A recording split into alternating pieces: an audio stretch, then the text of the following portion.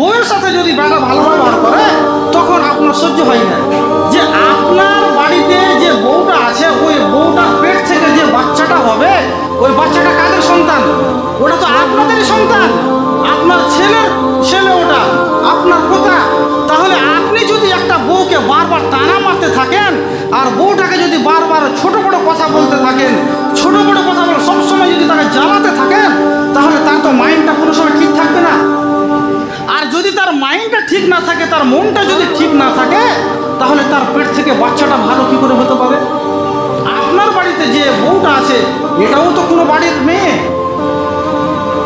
আপনি যেমন একটা মেয়েকে কোথায় পাঠিয়েছেন বিয়ে দিয়ে, তো আপনি যে বাড়িতে বউটাকে নিয়ে এসেছেন এটাও তো কেউ দিয়েছে আশা করে যে আমার মেয়েটা যাতে করে ভালো থাকে। তাহলে আপনি বউয়ের সাথে যদি বেটা ভালো ব্যবহার করে তখন আপনার সহ্য হয় না। টানা মারা ছাড়া কোনো কাজই নেই ওদের।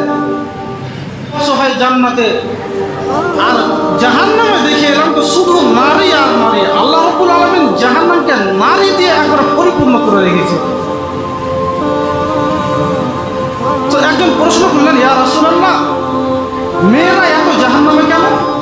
আল্লাহ নবী বললেন যে মেয়েরা জাহান্নামে এরই জন্য যে মেয়েরা স্বামীর কোনোদিন কৃতজ্ঞ করতে পারে না, স্বামীর কথাকে কোনোদিন মেনে চলতে পারে না। সম্মানিত দিনী ভাই, তাহলে অত হাদিস দ্বারা আমরা কি বুঝতে পারছি?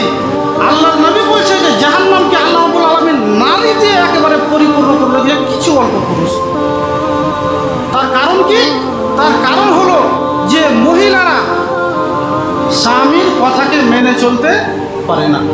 সম্মানিত দিনী ভাই, আল্লাহ রাব্বুল আলামিন বলেছেন আর রিজালু কাওয়ামুনা আলান নিসা।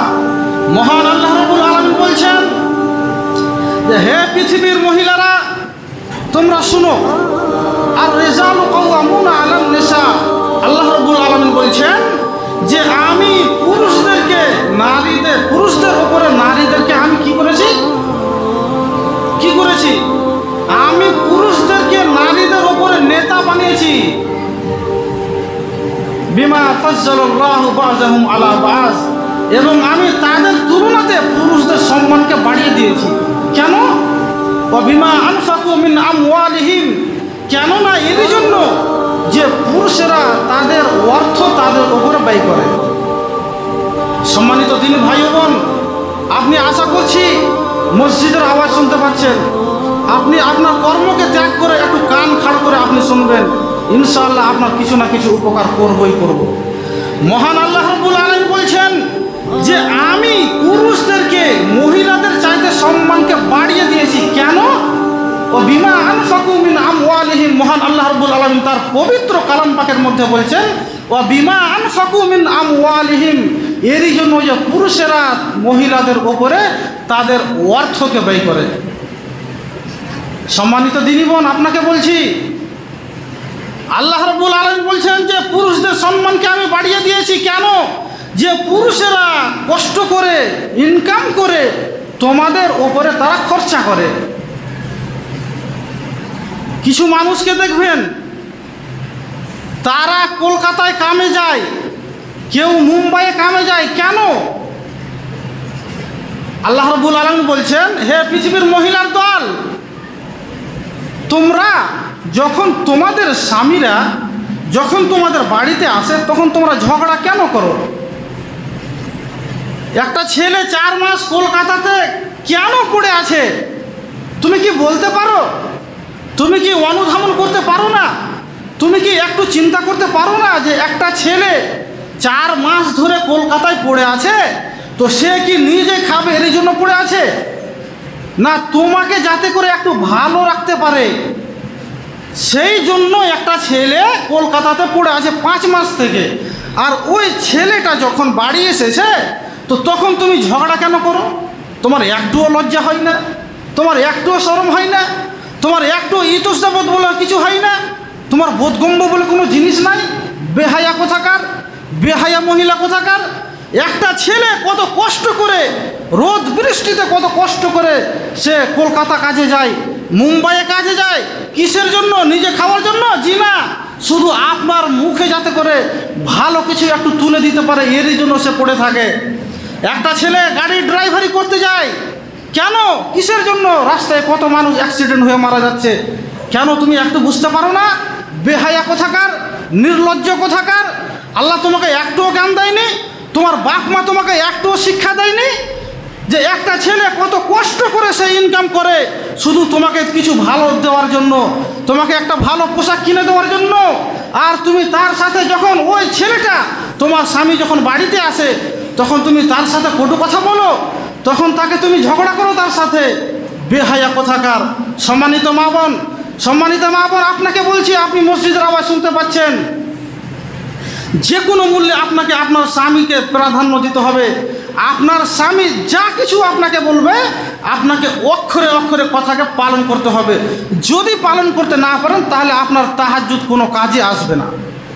যদি আপনার ওপরে আপনার স্বামী অসন্তুষ্ট থাকে, তাহলে আপনার তাহাজ্জুদ কোনো কাজে আসবে না। সম্মানিত মা বোন, এরই জন্য যে কোনো মূল্যে আপনাকে আপনার স্বামীর কথা মেনেই চলতে হবে। একটা ছেলে রোদ বৃষ্টিতে বাহির থেকে বাড়ি এসেছে, বাহির থেকে বাড়ি এসেছে, আর ওই সময়তে তুমি বিড়ির কুলা নিয়ে বসে আছো। তুমি নিজেকে কি দেখাতে চাচ্ছ? তুমি যে বিড়ির কুলা নিয়ে বসে আছো, আর তোমার স্বামীটা রোদে বাতাসে বাহির থেকে কোনো কিছু করে এসে বাড়ি ঢুকলো, আর তুমি দেখাতে চাচ্ছ বিড়ি। তুমি দেখাতে চাচ্ছ যে আমি তাহাজ্জুদ পড়ে জান্নাতে যাব। কখনোই হতে পারে না, কাল্লা, কখনো নয়।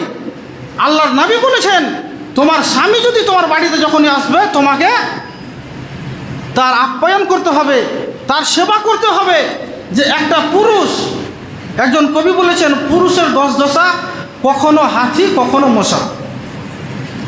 পুরুষেরা হলো কখনো মার খাবে, আবার কখনো মার কাউকে দিবে। এটা হলো পুরুষের অভ্যাস। তো একটা ছেলে বাহির থেকে বাড়িতে এসেছে, তখন তোমার কর্তব্য হলো যে ওই তোমার স্বামীটাকে তুমি এক গ্লাস পানি দিবে। তো তুমি পানি না দিয়ে তুমি ওই জায়গায় বলছো তুমি একটা কি আনতে বলেছিলে, তো সেটা হয়তো আনতে ভুলে গেছে, তখন তুমি বলছো যে তোমাকে ওই জিনিসটা আনতে বলেছিলাম, তুমি নিয়ে এসেছো। তোমার ওখানে কর্তব্য কি ছিল? যে যখনই একটা মানুষ বাহির থেকে আসবে, তোমাকে তার সেবা করতে হবে। যদি লাইন না থাকে, তোমাকে পাকা করতে হবে। এটা হলো তোমার কর্তব্য। তো তুমি সেটাকে না করে তুমি মুখটাকে পটলের মতো করে লক করে বসে আছো। সম্মানিত মা বোন, 5 ওয়াক্তের নামাজ যদি আপনি পড়েন, আপনার কোনো কাজে আসবে না। আপনি যদি তাহাজ্জুদের নামাজ পড়েন, আপনি যদি 5 লক্ষ টাকা দিয়ে হজ করেন, আপনার